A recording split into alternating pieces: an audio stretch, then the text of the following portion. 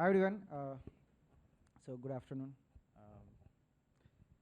I think when we are discussing that what shall we focus on, right?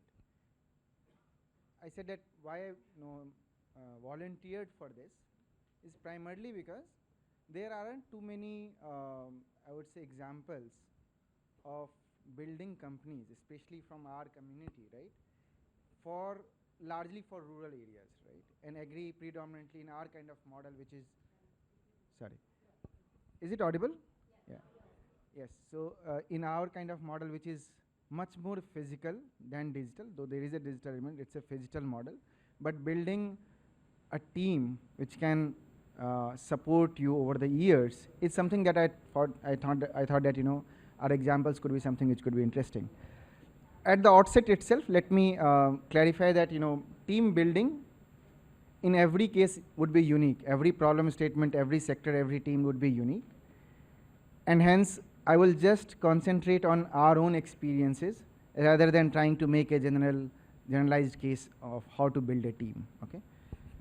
Now, in our case, I'll try to focus on 4 different areas, right? One, our own experience of building our co-founding team, then building other layers of team structures, especially at the ground level, and then a third part would be the creating and empowering second line of leadership, and then fourth part of building teams where we don't know anything about, right? We don't have expertise of those things, right? But that had become part of functional structure or business model or things like that, right? Right. So that would be something that I would try to focus on, right? On building our co-founding team, right? When we started in 2012-13, fortunately for us, what had happened that within our known circle, a few individuals were interested in agri. It was a very small ecosystem, all were from BeHaat, so very small ecosystem. We got connected, and gradually we discovered that building something in agri as it is a passion, area of passion for us. Now, none of us had background in agri, none of us, but all of us had complementary skill sets. Someone having very good experience or very good expertise of at least building expertise in operations, someone in business development or things like that, right? Over the years, right, what had actually stuck and what 2 things which become very important was one, that aspiration of building something which is big, right? That has struck. And two is essentially about staying with each other, right? Having trust and belief in each other, right? So what I meant to say is that whenever you go for your journey or any, our learning is that your co-founders become your partners, become your life partners, right? And having that itself, and they might come from different backgrounds. They might be your batchmate, they might not be your batchmate, they might be your senior, junior, completely different background, or even relatives, right? But that level of trust in co-founders, so that you can trust with everything, right? That had become the main foundation, and building a strong co-founder team, a strong team of co-founders, a strong group of co-founders is especially important. It's like a very, very long journey in a car where you can't stop. So you need different passengers and you need different drivers at different point of time, and which is actually true in our case, right?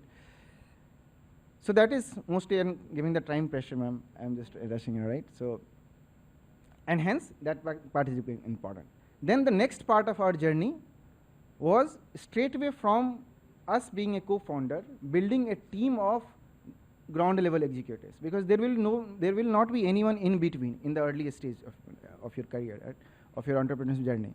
You will be someone who has studied at IIMA and having friends which are at different institutions, and then you have to directly work with individuals who might not have a very basic understanding of, even education wise they might not be that, especially in agri, right? You will have, of course, you will work with BSc agriculture and everyone, right? But then they might not be professionally equipped in the way that you want them to be equipped, right?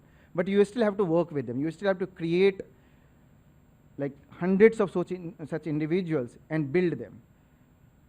One thing that had helped us was our own experience of building it from scratch and ground up journey, and ability to communicate that kind of a vision and mission to everyone, right? Especially those who joined us at a very early stage, right? And I'm talking about warehouse managers, field level executives, mostly they. In our business model at DeHaat, we have examples of people who have joined us as office boys, doing essentially cleaning and cooking food for us during the initial phase of time, and now they are taking care of 200 crores of business. Now they have stayed with us, they actually completed their education, they did BSc, MBAs and everything, and then they grew up in their career. And there are so many examples of people, right, who had done that kind of a journey. So it's that phase of life when you bring everyone and you essentially are selling your mission and purpose and vision, right? So at a grassroots level, that had become like our own journey in terms of like how we can communicate that kind of a aspiration to them. Then the third layer of that was around building the leadership team, and that comes much later. That comes when you have sufficient amount of fund, when you have a large problem statements to take care of. And I would say in between three, that is the most difficult part, right? When you have to bring individuals from industry who will, in many cases or in almost all cases, might just be older than you, much more experienced than you. How to ensure that they'll unlearn some of their learnings and learn new things about your business model, especially if your business models are in the uncharted territory. And ensure that they stay motivated, and also ensuring that you are also empowering them. You know that where to leave and where to basically take control of, right? That itself, right? Where do you need to give them empowerment, and where do you still want to be in charge?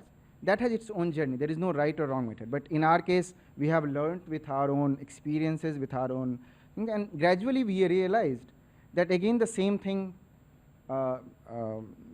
becomes important. That people who are sold the entrepreneur or your ventures mission, right? They essentially will be part of your journey, right? Everything else in the due course of time becomes less important than actually understanding that, okay, what the purpose, why are you here for, right? And then sharing your aspirations. So in a brief, building the second line of leadership, ensuring that they become as empowered as you had been, that is very crucial, and that it takes its own time. And then the fourth part of essentially building functions and verticals where you don't know anything about. For us, for example, like finance. None of us had a background in finance, or even for tech, we had no background of tech per se. How would you bring individuals who can create their own teams? Because that's where, there you have to bring a senior person first, and then they will have to create their team, and trust them with their decision making and skills. Or especially in our case, we are building an export vertical. We don't have any idea about how export system works, but we have to bring individuals who can work on that. So that is again a journey of ensuring that you bring right individuals. You bring individuals who are not just focused on their core domain, but who can also be, one good marker for us had been that if the individual is willing to go or a step outside their core expertise and try to help with other things, it means that they are willing to stay and they are willing to help organization rather than just in the core activity. So that had become like a good marker for us in that way. Like that's the journey that we have traveled. I remember that there was an year where we doubled our strength, and it became, at some time it became chaotic also, but at some time it also became like so important to focus on how will we ensure that people who have joined us have good experiences. They can learn, they can see DeHaat as a learning institution rather than just as a career option. So then we started focusing a lot on L&D, a lot on hand holding and everything, and we set up our own internal academy for that particular purpose. So all of that had helped us in a stabilizing team when we are in a very rapid growth phase, right? Yeah, thank you, ma'am. That's all.